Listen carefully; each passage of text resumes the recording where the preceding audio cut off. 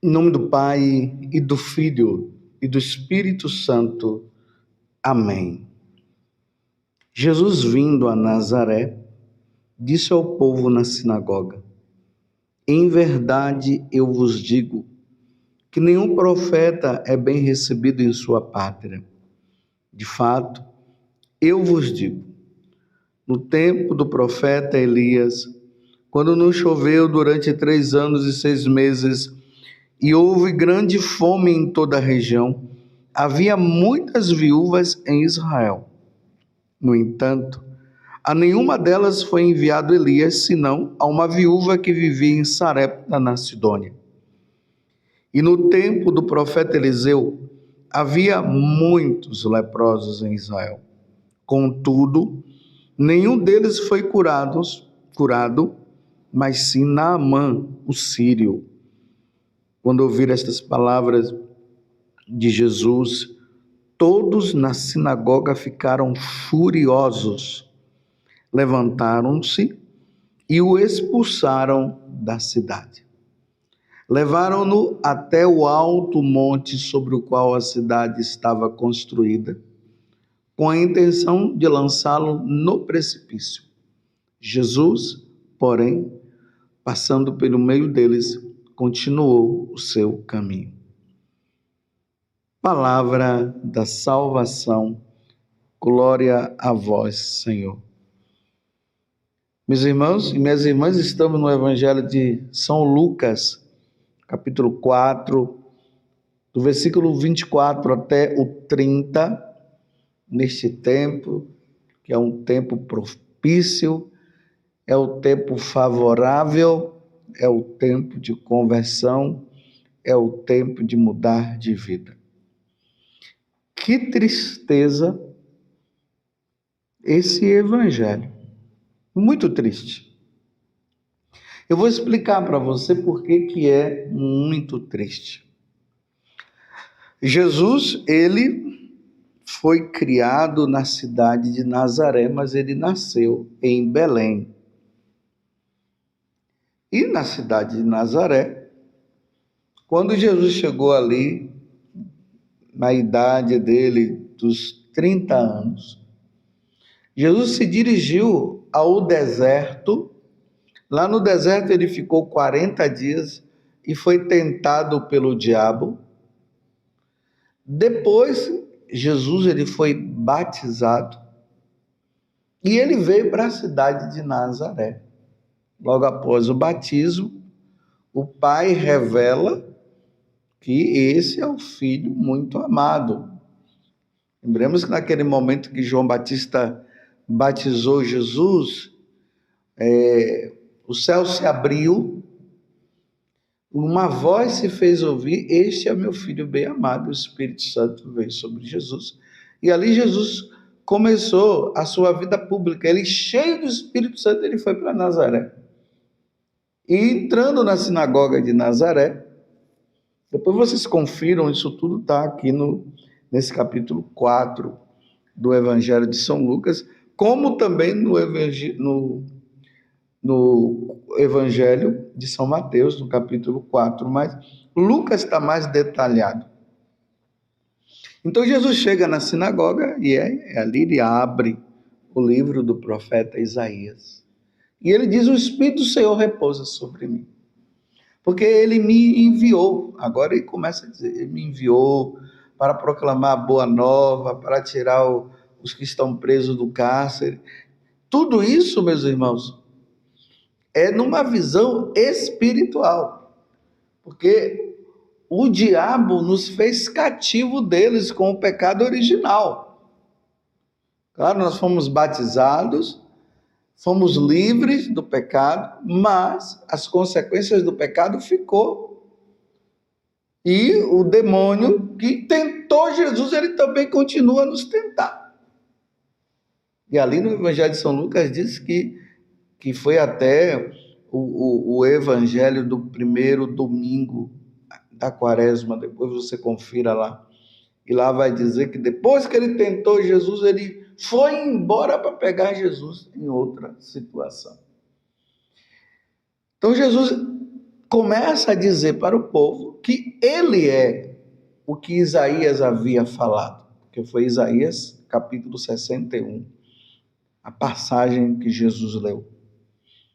E ali diz que o povo todo tinha os olhos fixos nele. E aí Jesus diz, hoje se cumpriu esse oráculo. Então Jesus estava dizendo, eu sou aqueles que vocês esperam. Claro, o povo de Nazaré não estava acreditando, porque eles sabiam quem era Jesus. Eles diziam que Jesus era o filho do carpinteiro, era o filho de Maria. Eles conviviam ali com Jesus e de repente Jesus agora aparece dizendo que ele é o Messias. O povo não acreditou. Então eles então faça milagres aqui, como você já fez aí. Faz milagre aqui. Aí Jesus disse que no tempo do profeta Elias, Naamã foi curado da lepra que ele tinha, e tinha muitos naquele tempo que estavam na condição, e só ele foi. Ele fala da situação da viúva de Sarepta, que também ela foi visitada por Elias, e ela foi curada. Não, e ela estava passando por necessidade, e a farinha que ela fez que ela fez o pão e o óleo, que era só um pouco, que seria só para ela e o filho, e depois iria morrer. Mas porque o profeta Elias havia pedido, então ela foi e fez, e aí não faltou óleo e não faltou pão. E tinha muitas viúvas nesse tempo, mas só ela foi que recebeu essa graça. Então Jesus estava dizendo, vocês estão se comportando como pessoas que não creem. Eu não vou fazer milagres aqui porque vocês não estão acreditando em mim. E aí a tristeza. Jesus fala, um profeta não é aceito na sua terra. E eles, por isso, pegam Jesus e querem jogar Jesus no precipício para matar Jesus. E ele diz que Jesus passou no meio deles e foi embora. Aí Jesus vai para Cafarnaum. Mas eles não mataram Jesus porque não havia chegado o momento deles matarem. Depois é que matam. Mas eles queriam matar Jesus. Eles não queriam aceitar Jesus. Por isso eles tiveram a iniciativa de querer jogá-lo no precipício. Aonde está a tristeza disso? A tristeza está, meus irmãos, que quando a pessoa ela não aceita Jesus, ela não quer saber de Jesus, quando ela blasfema contra Jesus, quando ela faz brincadeiras com Jesus, essas pessoas, a tristeza está porque Deus se entristece porque essa pessoa não vai se salvar, porque Jesus disse que a salvação tem que passar por ele, e as pessoas não querem saber. Então Deus fica triste porque é lamentável que essas pessoas, morrendo, não se salvarão. O tempo da quaresma é esse tempo. Nós precisamos refletir. Nós temos Jesus como o Senhor,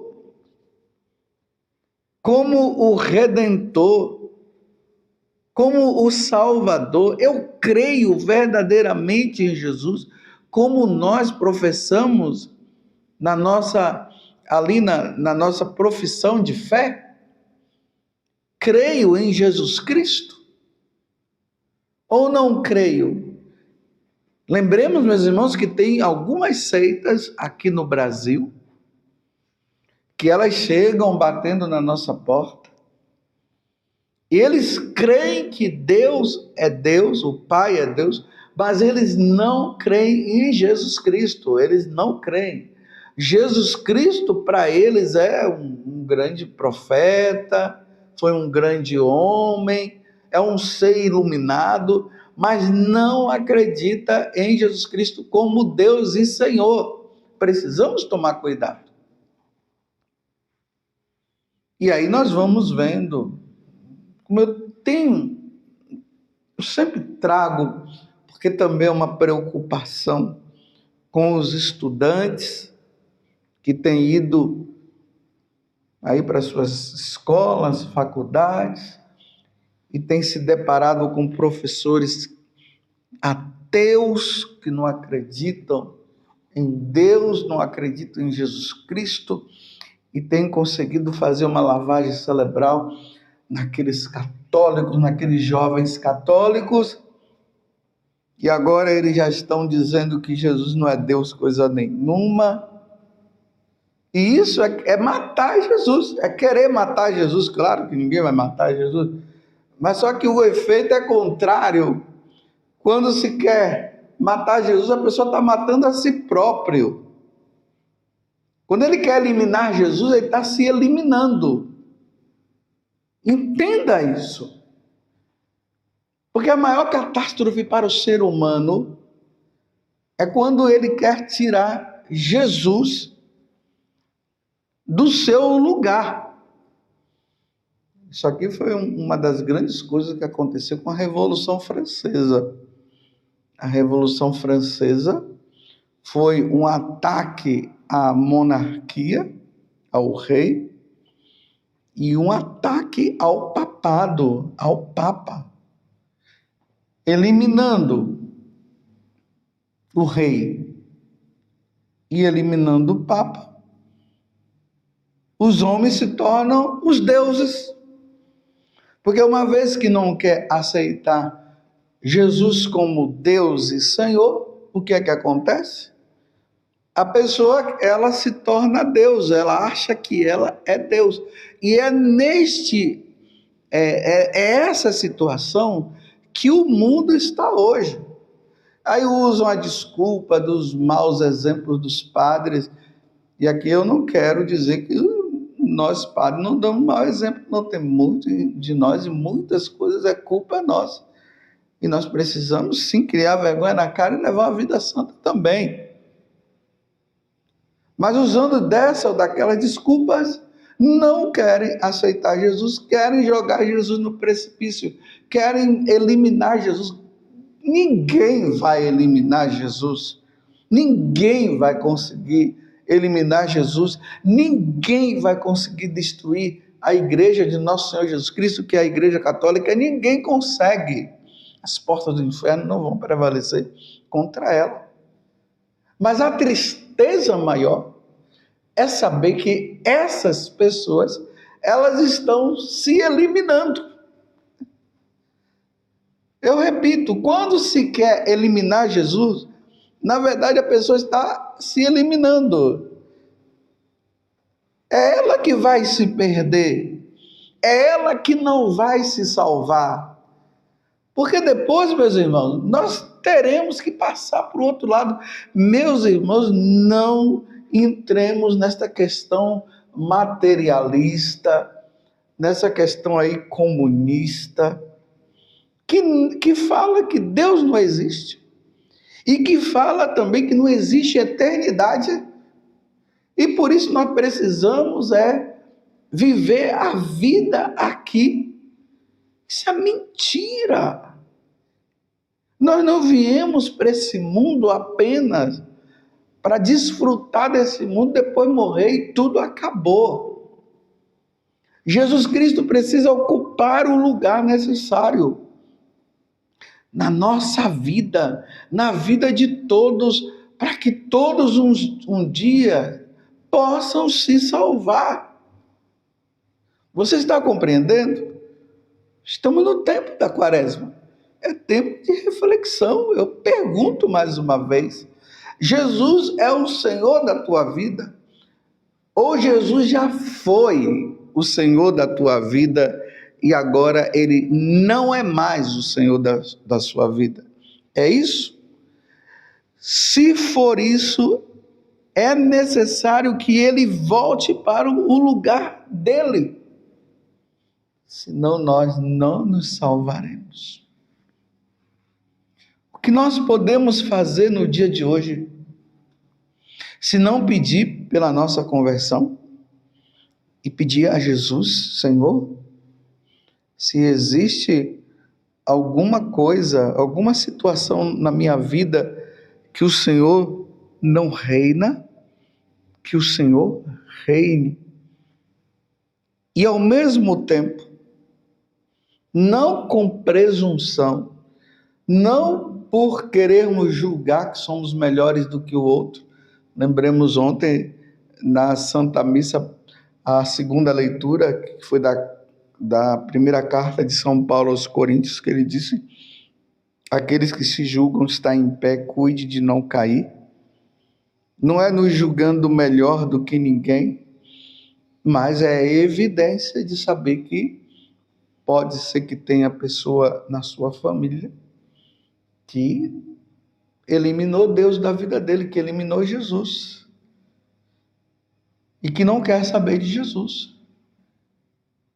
De rezarmos por eles, de rezarmos pela conversão dele, pela mudança dele, oferecendo mais uma vez os sacrifícios que são necessários, vendo um sacrifício que poderíamos oferecer, e para que nós não nos julguemos melhores, que esse sacrifício seja oferecido por ele e por nós. Qual o sacrifício que você hoje quer fazer? O que é que para você é difícil? É o jogo ali da internet? É o filme? É a série? O que é difícil para você? É aquele alimento que você não consegue viver sem ele? É o cigarro, você quer viciado no cigarro?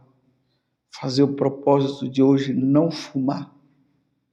Tem pessoas que são viciadas no café. Que tal hoje você não tomar o café? Aquele café depois do almoço, aquele cafezinho da tarde. Aqui eu falo o café. Que você, se não tomar, você fica até com dor de cabeça. Que tal você oferecer este sacrifício? Ou você que é viciado na bebida, que tal hoje você não fica sem tomar sua cervejinha, ou seu vinho, ou sabe lá o quê? Que tal você oferecer por aquele parente seu que não quer saber de nosso Senhor Jesus Cristo, que eliminou Jesus da vida deles? Fazer com que, através desse oferecimento, quem sabe eles possam voltar-se para nosso Senhor.